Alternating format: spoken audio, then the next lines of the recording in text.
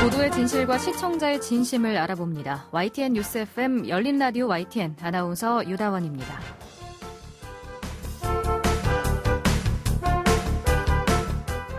계속되는 장마로 도로 침수는 물론 많은 이재민들이 발생했습니다. 최근 보도들을 살펴보면 재난방송이 아닌 재난을 중계에 그치는 경우가 많았는데요. 폭우와 같은 자연재난의 경우 대피소의 위치, 지역 재난상황실 등 사고 발생 시 신속히 연락할 수 있는 기관과 예상 경로를 알려줘야 합니다. 일각을 다투는 중요한 상황 속 과거 사진을 보도하는 방송사고가 잇따르면서 언론의 기능이 제대로 돌아가지 않는다는 것을 방증했는데요. 재난 속 당사자들은 누구를 믿고 어디로 움직여야 하는 걸까요?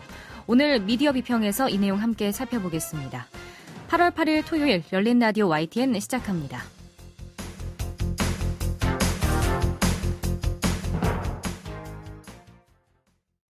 5588 누구니가 딱 좋아. 대리운전의 대세 5588 때문에 상담원 배칠숙, 배칠선, 배칠순을 긴급 채용했습니다. 눈치채셨죠? 제 여동생들입니다. 목소리는 꾀꼬리급이죠. 5588 누구니가 딱 좋아. 배칠수 대리운전. 미디어가 전하는 이슈에 대한 다양한 분석과 팩트체크까지 바로 보고 뒤집어 보고 꼭꼭 씹어보기 위한 미디어 비평 프로그램 열린 라디오 YTN. 네, 한 주간 뉴스를 꼭꼭 씹어보는 시간 미디어 비평입니다. 오늘 조수진 국민대 겸임교수와 함께하겠습니다. 교수님 안녕하세요. 네, 안녕하세요. 네, 지난달 부산 지역에 집중된 폭우와 관련해서 재난 주간 방송사인 KBS가 또 재난 방송이 부실했다라는 지적을 받았습니다. 네. 그러자 KBS가 지난 2일부터 이제 특보 체제에 돌입했는데요. 재난 방송 보도, 재난 때마다 이런 문제들이 좀 지적이 되고 있지 않나요? 네, 그렇습니다. KBS가 재난 주간 방송사이다 보니까 이런 문제들이 이제 지적이 되는 건데요. 지난 이제 2019년 아마 기억하실 거예요. 4월 4일에 고성 산불 사태에서 재난 방송으로 전환하지 않고 정규 방송을 내보냈었잖아요. 그래서 네. 문매를 맞았었죠. 또 그 이전에 2016년 9월 12일에 경북 경주시 지역의 지진 발생 시에도 그냥 드라마를 내기도 했고요. 드라마 화면 아래 자막 정보가 흐르는 정도였습니다. 사실 지진, 자연재해 이런 게 닥치면 굉장히 당황하게 되고 또 막막하고 어떻게 대처해야 될지 모르는 상황이잖아요. 그래서 그럴 때 이제 재난방송의 역할이 굉장히 중요한 거거든요. 방송통신발전기본법 제40조에 나와 있습니다. 재난이 발생할 경우 재난방송 지정 방송사가 재난방송을 실시한다라고 규정을 하고 있고요. 또 재난방송 주관사는 재난이나 재해 또 민방위 사태가 발생하거나 발생할 우려가 있는 경우에 이를 예방하거나 대피, 구조, 복구 등에 필요한 그런 정보를 제공해야 한다라고 이제 명시가 되어 있습니다. 네. 이런 문제들이 계속 되니까 KBS가 지난해 6월에 재난방송 체계를 다듬었어요. 예를 들면 국지적인 재난 시에 해당 지역 자체 재난방송단을 구성해서 특보 체제로 전환을 한다. 이런 내용도 있고요. 재난방송 사후 평가 반영, 또 대피령 발령 지역, 대피소 위치 등을 실질적이고 유용한 정보 제공 필요성을 강조한다라든가 하여튼 이런 내용을 골자로 하는 재난방송 매뉴얼을 개정을 했거든요. 네. 그래서 재난방송을 철저히 하겠다라고 다짐을 하고 사실 이후에는 조금 나아졌습니다. 그래서 재난방송 상황에서 빠른 특보체제 전환 등 달라지는 모습을 보였는데 근데 이제 이 문제가 이번에도 또 지적이 된 거죠. 왜냐하면 이제 지난달 23일에 오후에 부산에서 기록적인 폭우가 내렸잖아요. 그러니까 올해 굉장히 좀 이상하죠. 예. 저도 처음 이렇게 계속 비가 내리는 건 좀 이례적이죠. 예, 이례적입니다. 정규 방송이 나가자 시청자 게시판에 이제 비난의 글이 올라왔고요. KBS는 매뉴얼에 따라 방송을 했고 부족한 점이 있었다면 조금 이제 돌발적이고 기록적인 폭우였기 때문이다라고 입장문을 내고 해명을 했거든요. 그렇지만 이제 시청자 청원까지 등장을 했고요.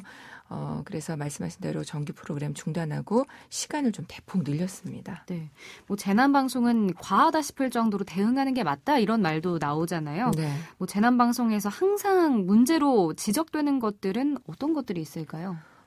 이미 연구 자료에도 다 많이 나와 있는데요. 이민규 교수가 연구 자료에서 발표한 거에 보면 국내 재난보도 문제점을 이렇게 지적을 합니다.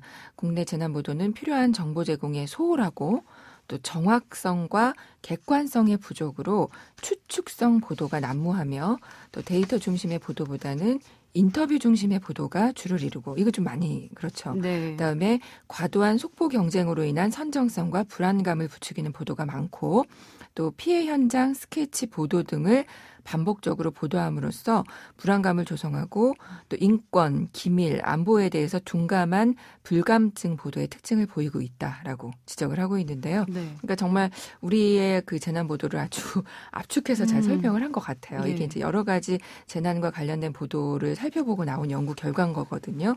그래서 이제 저희가 조금 정리해보면 오늘 4가지 정도 얘기할 수 있을 것 같은데요. 첫째로 역시 어느 보도에서나 문제가 되는 것들입니다. 선정성이죠.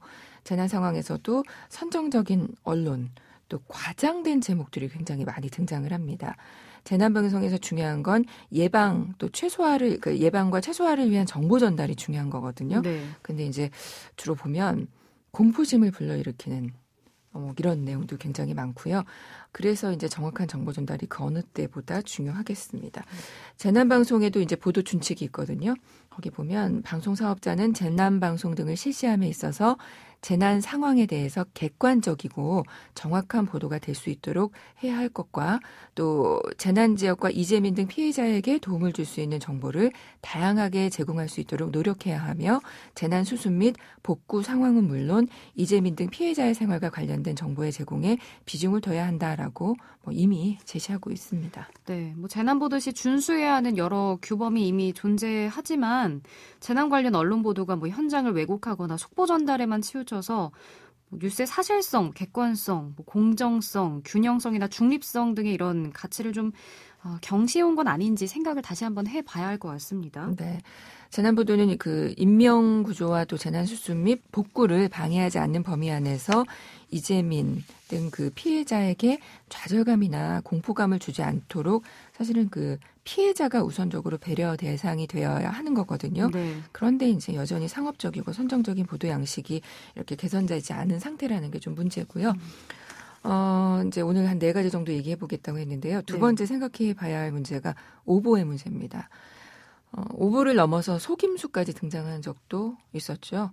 또 현장에 가지 않고 현장에서 리포팅하는 것처럼 지난 산불 때 이런 것들이 있어서 좀 문제가 됐었고요.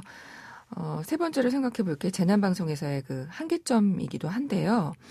현장 침수 모습만 반복적으로 보여주는 경우도 맞아요. 네. 굉장히 많죠. 이게 이제 대부분의 이게 재난방송 주관사에만 해당되는 게 아니라 대부분의 방송사에 해당되는 문제인데요. 재난방송은 현장 화면만 보여주는 것으로 끝나는 게 아니죠. 그러니까 정확한 대피 요령 이런 것들이 필요한 거고요. 네. 재난방송에 필요한 사람이 누구일지를 한번 생각을 한다면 그 재난 상황에 놓인 국민들 또 그걸 생각하면 중계식으로 이렇게 현장 피해 장면만 반복하는 것이 아니라 예상 경로, 대피소, 지역 재난 상황실 등 위급한 상황에서 신속하게 연락할 수 있는 곳 이런 유용한 정보가 필요할 겁니다. 그리고 재난 이후에 관심이 이제 끝나면 다 끝나잖아요. 그래서 지속적인 후속 보도도 물론 필요할 겁니다. 네. 근데 이번처럼 좀 갑작스럽고 이례적인 폭우 이렇게 예상치 못한 상황이 생기다 보면 참 이게 문제인 것 같아요. 네, 맞아요. 그러니까 아무래도 방송은 나가는 영상 그 화면이 중요하기도 한데 사실 그렇다 보니까 이번에 저희 YTN에서도 문제 영상이 있어서 사과 방송을 했습니다. 그렇죠. 저도 봤었는데 뉴스에 나간 이제 사진이 지난 2011년 서울 한강철교 및 올림픽대로의 사진을 서울 올림픽대로의 현재 상황이라고 보도해서 좀 문제가 됐었죠. 그러니까 9년 전 사진을 지금 폭우 상황으로 소개를 했더라고요. 네. 해당 사진이 YTN 시청자 제보 코너에 올라왔던 거를 사용한 거라고 맞죠? 네, 그렇게 들었는데 그 제보한 분에게 직접 연락까지 했고 확인을 했다고 하죠. 그리고 제보자가 현장 사진이라고 말해서 그걸 믿고 썼다라고 이제 밝혔는데요. 최근에 이렇게 신속성이 중요시되면서 사고 현장에서 일반 시민들이 직접 찍어 올린, 그러니까 이른바 그 제보 영상 사진이 굉장히 많아졌어요. 그러니까 이제 직접 나갈 수 없는 상황이었는데 그 현장에 있는 분들이 요즘에 스마트폰이 워낙에 네. 잘 돼 있으니까 뭐 사진이나 영상을 네. 많이 찍어서 보내주시더라고요. 또 뭐 방송사마다 제보 받습니다. 네. 그래서 코너가 다 있죠. 그래서 이게 뉴스에 굉장히 많이 지금 활용이 되고 있습니다. 이전에 제가 이제 이 시간에 그 제보와 관련해서 한번 말씀드린 적이 있는데요. 제보의 경우는 정말 재차 확인이 필요합니다. 사건, 사고가 발생하는 경우 제보가 굉장히 많이 쏟아지기 때문에 그 많은 사진, 영상들을 사실은 선별해서 확인하는 과정이 쉬운 일은 아닐 거예요. 제작자 예. 입장에서. 그렇지만 이번 일을 계기로 해서 조금 더 신중하게 확인할 필요가 있을 것 같습니다. 네, 그래야 할 것 같습니다. 근데 앞서 예전에도 이런 경우들이 종종 있었다고요? 네, 있었습니다. 그 재난 상황에서 송출된 영상 화면에 대해서 제재를 받은 그런 사례가 좀 있었거든요. 2018년에 TV조선 뉴스 특보에는 그 태풍 솔릭 소식을 전하면서 중국 칭다오 지역 촬영을 영상에 사용해서 방송심의 규정에서 객관성, 재난 등에 대한 정확한 정보 제공 등의 조항을 위반했다라는 이유로 방송통신심의위원회에서 행정제도 권고를 받았었고요. 또 KBS 경우에도 2013년에 그 2011년 발생한 정전 사태를 방송을 하면서 2010년 태풍 상륙 당시 촬영된 영상을 자료 화면으로 사용해서 문제가 되는 경우도 있었습니다. 네. 이번 YTN 경우는 이제 시청자의 제보 영상을 활용했다는 점에서 조금 다르긴 하지만 그래도 조금 더 신중할 필요가 있겠다. 다시 한번 좀 강조를 해봅니다. 네. 그리고 오늘 이제 마지막으로 생각해 봐야 할 문제가 역시 이 문제도 계속되는 문제인데요. 서울 중심의 재난 보도. 이거 문제입니다. 네. 이번에도 이제 KBS뿐만 아니라 연합뉴스, 뭐 YTN 등 뉴스 전문 채널도 비판대에 올랐는데요. 서울 영상은 이렇게 이제 계속 실시간 업데이트가 되는데 지방은 근데 사실 이번에 이제 지방에 피해가 많았었잖아요. 예. 근데 이제 지방은 그렇지 못하다는 겁니다. 이번 지역 피해가 심각했는데요. 그래서 뭐 서울 공화국 아니냐 이런 시민들의 비판이 이어졌습니다. 26일자 부산일보 기사 제목인데요. 폭우 퍼붓는데 KBS는 음악방송, 또 부산에서는 수신료 받지 마라. 또 서울 중심 지역 방관 행태 여전하다. 이런 제목들이 되게 많았고요. 지역 방송에 맞는 체계를 갖춘 그래서 이제 매뉴얼들이 만들어져야 할 것으로 보입니다. 네. 사실은 그 서울 중심 보도는 재난 방송뿐만 아니라요. 다른 분야의 여러 보도에서도 많이 지적받아온 내용입니다. 그래도 이제 고성 산불대와는 좀 많이 달라지긴 했어요, 사실. 네. KBS 부산에서 진행한 낮 시간 특보를 통해서 뭐 가옥 침수 시 대피 요령이라던가 집중호우 발생 시 행동 요령 등을 방송을 했고요. 기존에 문제가 됐던 지난번에 이제 그 산불 때 수어 통역이 없어서 그럼 장애인들은 어떻게 하란 말이냐 뭐 네. 이런 지적들 많았잖아요. 근데 이번에는 이제 수어 통역도 진행이 됐고요. 그러니까 이렇게 하나하나 시민들께서 좀 관심을 가지고 지적을 해주시면 계속 바뀌어 나갈 수가 있을 것 같습니다. 예, 그럴 것 같네요. 일단은 뭐 더 이상의 이제 폭우 피해가 없기를 바라고요. 뭐 피해 복구도 잘 이루어지길 바랍니다. 또 재난 이후의 보도에도 말씀하신 대로 언론이 신중한 자세로 후속 보도를 좀 이어가야겠다라는 생각이 드네요. 네. 재난으로 인해서 피해를 입은 분들의 입장에서 어떤 보도들이 필요할지 그리고 어떤 대책들이 마련돼야 될지가 중요할 거고요. 이거는 재난보도뿐만 아니라 여러 면에서 굉장히 필요한 자세거든요. 예. 그러니까 최근에 부동산 보도도 보면은요, 굉장히 문제가 많잖아요.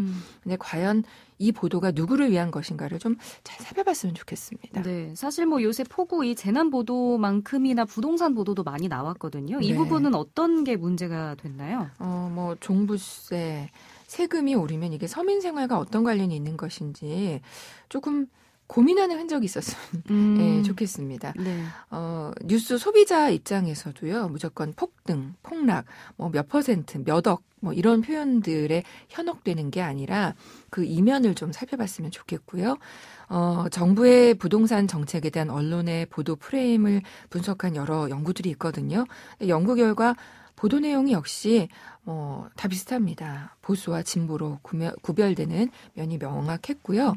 그다음에 부동산 정책 관련 보도의 양이라던가 보도 섹션, 이슈별 보도 등의 형식적인 측면, 또 프레임, 태도 등의 내용적인 측면의 특성이 모두 매체별로 상이한 것으로 나타납니다. 네. 그리고 대부분의 신문사들은 공중의 이익이 아니라 자사가 추구하는 정치적인 이념 또 경제적인 이해관계에 따라서 보도하는 경향을 보이고 있다라고 밝히고 있거든요. 그러니까 재난이든지 부동산 관련이든지 뭐 어떤 분야의 보도든 간에 이게 도대체 누구를 위한 보도인지 좀 다시 한번 생각해 봤으면 좋겠습니다. 네, 오늘 말씀해 주신 대로 중요하게 생각해 봐야 될 게 역시 시민이 주인이 돼야 한다라는 점인 것 같습니다. 또 그러기 위해서는 우리 청취자분들의 관심도 중요하다라는 생각이 듭니다.